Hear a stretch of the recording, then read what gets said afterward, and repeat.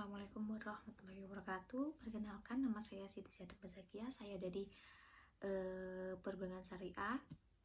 Saya mengikuti magang bersertifikat Kampus Merdeka, Penggerak Muda Pasar Rakyat di Kementerian Perdagangan.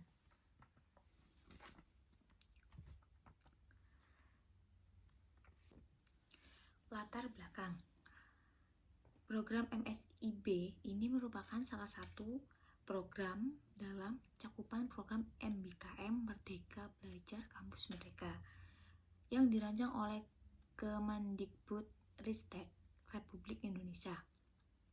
Lahirnya program magang bersertifikat ini antara lain agar para mahasiswa mendapatkan pengalaman mengenai dunia kerja yang akan dihadapi setelah lulus kuliah nanti. Program magang bersertifikat ini merupakan salah satu program yang menjadi wujudan Kementerian BUMN dan secara nyata hadir di tengah masyarakat Indonesia.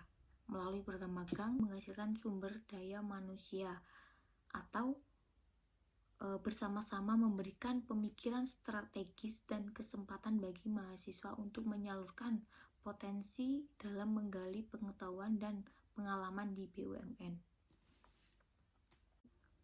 Pasar ini terletak di dekat pusat pemukiman warga Blimbing, tepatnya di Jalan Borobudur. Pasar Blimbing ini memiliki struktur pengurus pasar yang dikepalai oleh Bapak Suwarno selaku kepala pasar. Pasar Blimbing ini juga memudahkan warga sekitar untuk mendapatkan kebutuhan sehari-hari yang tentunya dengan harga yang miring.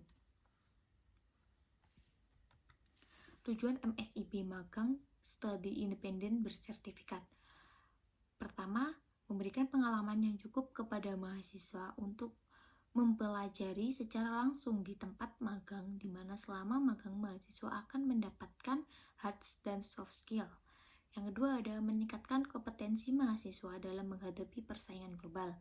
Yang ketiga ada mahasiswa yang sudah mengenal tempat kerja tersebut akan lebih mantap dalam memasuki dunia kerja. Deskripsi proyek Penggerak Muda Pasar Rakyat. Pertama ada penerapan SNI 8152/2021.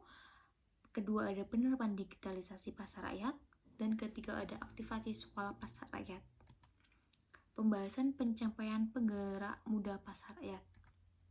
Penggerak Muda Pasar Rakyat atau PMPR merupakan salah satu program yang dirancang oleh Kementerian Perdagangan Republik Indonesia yang mana memiliki program yang harus dijalankan antara lain penerapan SNI 8152/2021 Pasar Rakyat, penerapan digitalisasi pasar rakyat, aktivasi pasar rakyat yang akan diterapkan di Pasar Blimbing. Pelaksanaan program Penggerak Muda Pasar Rakyat. Pertama ada pelaksanaan SNI 8152/2021 Pasar Rakyat. Hasil pelaksanaan kegiatan penerapan SNI Pasar Rakyat 8152/2021 ini di Pasar Blimbing oleh tim Pasar Blimbing yang telah memberikan perubahan yang berguna untuk mendukung penerapan SNI Pasar Rakyat 8152/2021 di Pasar Blimbing dalam upaya penerapan SNI Pasar Rakyat 8152/2021 ini kami juga dibantu dan berkoordinasi dengan beberapa pihak antara lain Diskopindak, Pengelola Pasar, dan Dinas Lingkungan Hidup. Dari survei awal gap analis yang telah dilakukan pada awal magang, banyak persyaratan SNI Pasar Rakyat seperti persyaratan umum, persyaratan teknis, dan persyaratan pengelolaan yang belum terpenuhi di Pasar Rakyat di Pasar Blimbing. Berikut adalah hasil gap analis Pasar Blimbing. 11% terpenuhi optimal, 30% terpenuhi belum optimal, dan 59 tidak terpenuhi. Selanjutnya ada hasil pelaksanaan action plan PMPR Blimbing. Selama pelaksanaan action plan SNI Pasar Rakyat selama kurang lebih 2 bulan, berikut adalah gap analis PMPR Pasar Blimbing. Terpenuhi 17%, yang sebelumnya 11%, terpenuhi belum optimal 37%, yang sebelumnya 30%, dan terpenuhi 46%, sebelumnya 59%. Masih banyak persyaratan SNI Pasar Rakyat yang belum terpenuhi di Pasar Blimbing karena ada beberapa kendala, yaitu sebagai berikut. Yang pertama ada perjanjian pemerintah Kota Malang dengan pihak ketiga, yaitu investor. Yang kedua ada anggaran pemberian yang tidak bisa dicairkan. Ketiga ada tingkat pendidikan pedagang yang berbeda sehingga menghambat proses. Terus yang keempat, komunikasi terutama tentang rencana pembagian zonasi pedagang. Kelima ada lokasi dan kondisi pasar yang jauh dari kata layak.